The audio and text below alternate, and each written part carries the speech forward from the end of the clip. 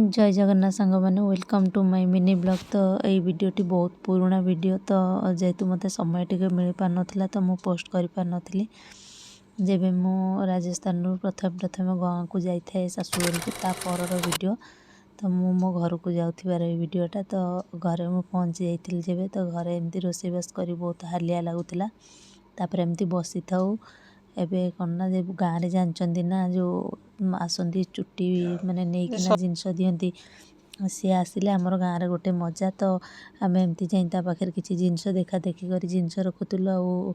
घर को जो जाइली सानापा झीर बर्थडे होता तो ता बर्थडे बहुत भी एंजॉय कलु।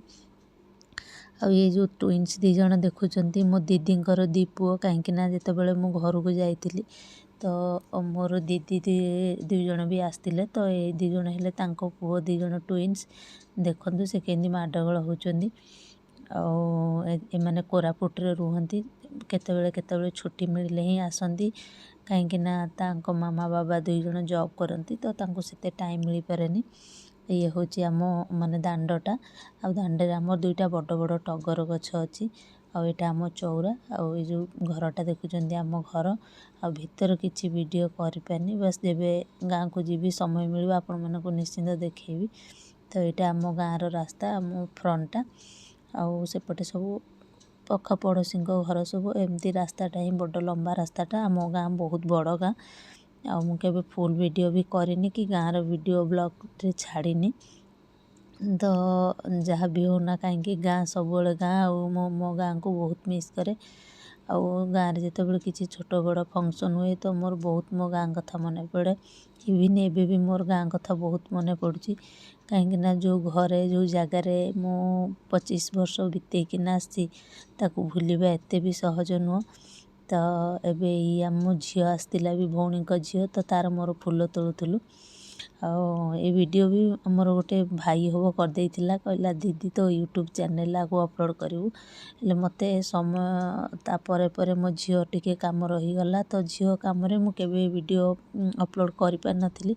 तो आज फोन एमती खोजु खोजु वीडियो गुड़ा मिलला तो मु भाविली गोटे मिनी ब्लॉग करी आपण मानक सहित शेयर करी।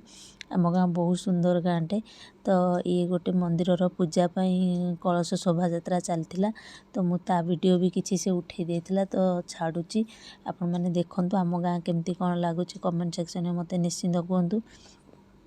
जहाँ भी कह सांग मैंने गाँ सब गाँ आ गाँव खुशी गाँव मजाक आउ कौटी मिलनी।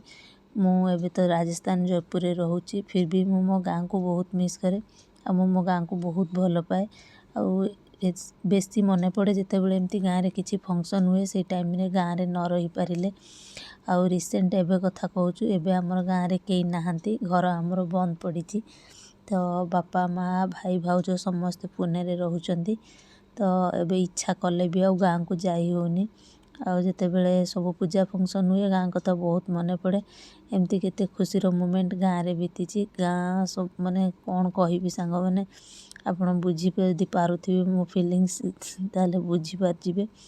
तो बेसी किसी वीडियो आधे मु रखिनी आ मु प्रॉमिस करुच्ची मु जेबे भी नेक्स्ट टाइम गाँ को जीवी मु सबू बहुत आम घर पाखे मंदिर आउ नई बहुत भल भल जिनस अच्छी मुझे निश्चिंत पोस्ट करी आ माने वीडियो करी आपण मान सहित शेयर करी रही।